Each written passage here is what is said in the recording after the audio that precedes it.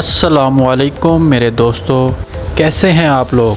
उम्मीद करता हूँ तमाम खैरियत से होंगे। आज हम सैर करने जा रहे हैं एक ऐसी सरज़मीन की जिसको मलका बल्कीस भी कहा जाता है। ये सरज़मीन हज़रत बिलाल रज़ी ताला अन्हा की सरज़मीन है। जी हाँ, वही हज़रत सैयदना बिलाल रज़ी ताला अन्हा जो चलते तो ज़मीन पे थे लेकिन उनके कदमों की आवाज़ जन्नत में सुनाई देती थी। यहाँ ऐसे कबीले भी मौजूद हैं जो दुनिया के ख़तरनाक तरीन जंगली लोग माने जाते हैं। यहाँ लड़कियाँ अपने होंठों को और कानों को चीर कर इनके अंदर रिंग डालती हैं। तो आज हम सैर करने जा रहे हैं हबशा की। आज की वीडियो इंतहाई इंटरेस्टिंग है, इसलिए वीडियो को आखिर तक ज़रूर देखिए। और नए आने वाले दोस्तों से गुजारिश है कि मेरे चैनल वाई दैट्स यासिर को सब्सक्राइब करें और लाइक करें। ये आप लोगों की मोहब्बत होती है जिनके हम मुंतज़िर होते हैं। इथियोपिया, इसको सरकारी तौर पर federal democratic Republic of Ethiopia कहा जाता है। ये मशरकी अफ्रीका के हॉर्न ऑफ अफ्रीका के रीजन में मौजूद एक मुल्क है। इस मुल्क को अरब अबिसीनिया कहते हैं। तकरीबन 2000 साल कबल जनूबी अफ्रीका के 2 कबीले इथियोपिया में जाके आबाद हो गए।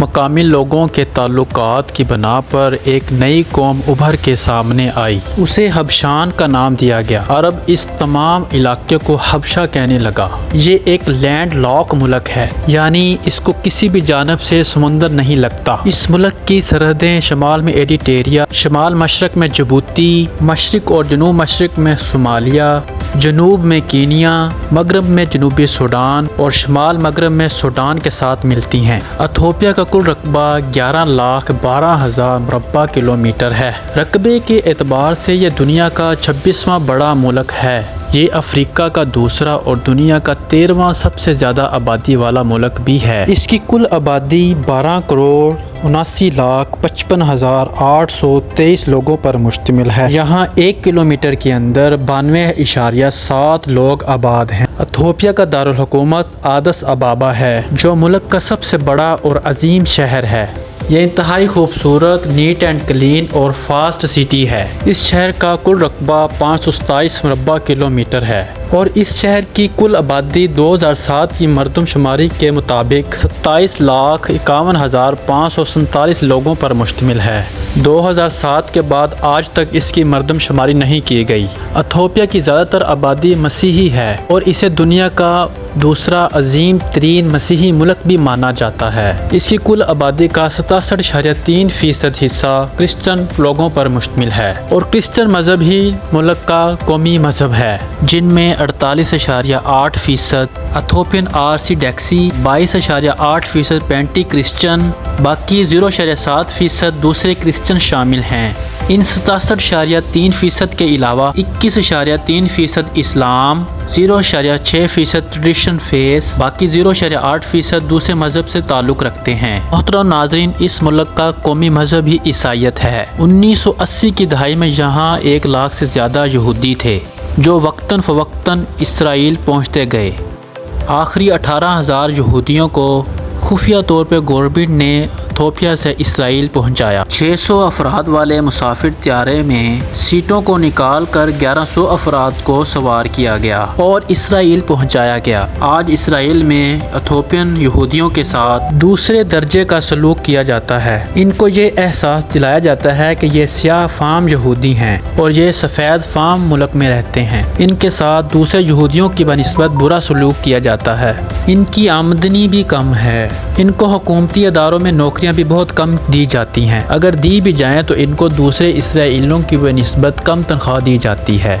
हत्ता कि इसराइली गवर्नमेंट इन काले हबशों का ब्लड बैंक में खून भी कबूल नहीं करती, इन्हें ज़ाया कर दिया जाता है। मोहतरम नाज़रीन, यहाँ के महज़ब कबीले दुनिया के ख़तरनाक कबीले कहलाते हैं। यहाँ की औरतें खूबसूरती के लिए अपने होंठों और कानों को चीर कर रिंग डालती हैं और वक्त के साथ साथ इन रिंग्स को बड़ा करती जाती हैं। इनका खाना पीना, रहना और ज़िंदगी के तमाम मामलात दूसरी दुनिया से मुख्तलिफ हैं।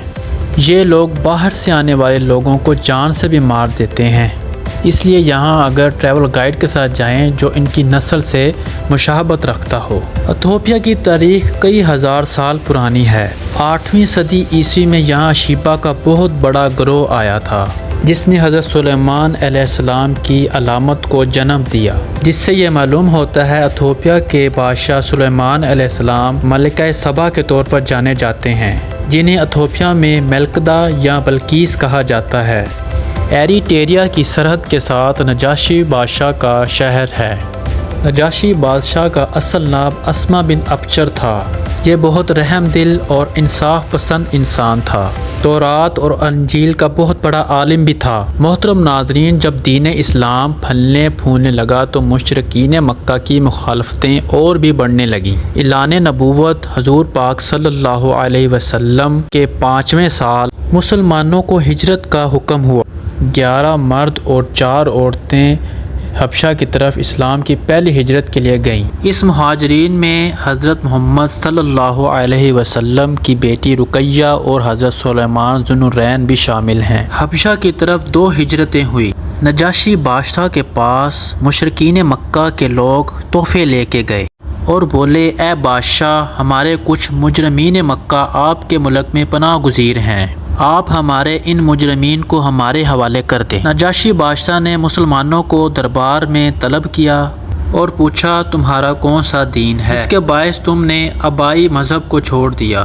اس کا جواب حضرت جابر طیار رضی تعالیٰ عنہ نے اس طرح دیا، ہم جاہل لوگ تھے، بتوں کو پوجتے تھے، مردار کھاتے تھے اور فحش کاموں میں مبتلا تھے اور پڑوسیوں کے ساتھ برا برتاؤ کرتے تھے۔ ہمارا طاقتور کمزور کو کھا جاتا تھا۔ ہماری یہ حالت تھی۔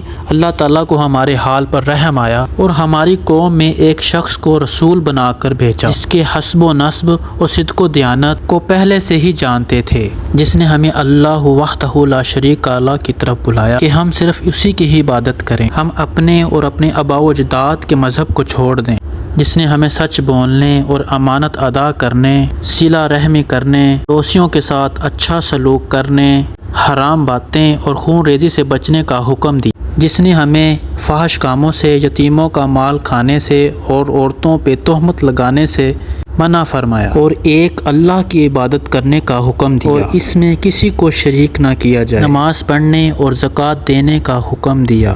پھر ہم ان پہ ایمان لائے، بس یہی ہمارا گناہ ہے جس کی وجہ سے ہماری قوم ہماری جان کی دشمن ہو گئی۔ ان لوگوں نے ہمیں اتنا ستایا کہ ہم اپنے ملک کو چھوڑ کے آپ کے ملک میں زندگی بسر کر رہے ہیں۔ نجاشی بادشاہ نے قرآن سننے کی خواہش کی۔ حضرت جعفر طیار نے سورۃ مریم کا پہلا حصہ، جس میں حضرت یحییٰ اور حضرت عیسیٰ علیہ السلام کا قصہ بیان کیا گیا تھا، سنایا۔ نجاشی بہت نرم دل انسان تھا، قرآن سنتا گیا اور زارو قطار روتا رہا۔ جیسے ہی کلام ختم ہوا تو نجاشی بادشاہ نے کہا، یقیناً یہ کلام اور جو کچھ حضرت عیسیٰ علیہ السلام لائے تھے ایک جیسے ہیں۔ نجاشی بادشاہ نے غزوہ تبوک کے بعد 9 ہجری میں وفات پائی۔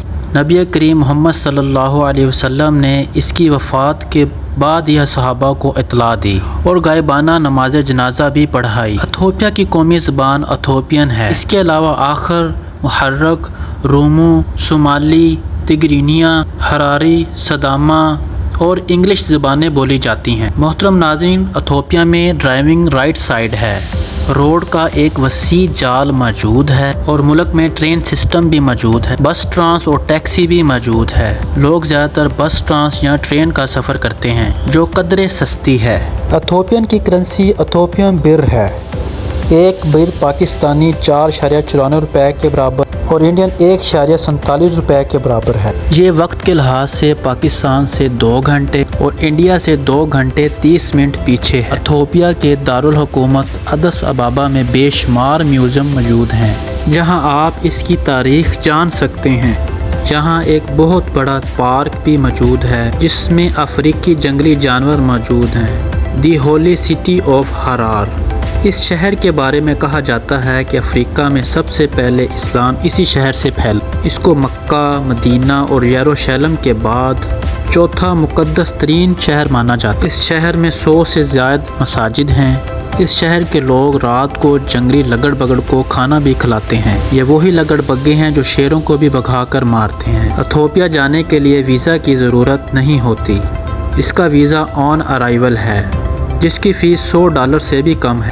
آپ کے پاس ہوٹل کی ٹکٹ اور ریٹرن ٹکٹ ہونی چاہیے۔ یہاں کرائم بہت زیادہ ہیں کیونکہ لوگ غیر ملکی سیاحوں کو بہت لوٹتے ہیں۔ یہاں کھانے ہمارے ہاں سے تھوڑے مہنگے ہیں۔ ملک میں شراب انتہائی عام ہے۔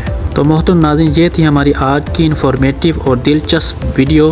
آپ لوگوں کو کیسی لگی کمنٹ سیکشن میں لازمی بتائیے گا، اور نئے آنے والے دوستوں سے گزارش ہے کہ میرے چینل واحد ایٹس یاسر کو سبسکرائب کریں، لائک کریں اور شیئر کریں، اور ساتھ لگے بیل آئیکن کو لازمی دبائے گا، کیونکہ اس کو دبانے سے جو میری نئی ویڈیو ہوگی وہ آپ کو شو ہو جائے گی نوٹیفیکیشن کے ذریعے۔ ملتے ہیں اگلی نیو ویڈیو کے ساتھ۔ اللہ حافظ و ناصر، خدا حافظ۔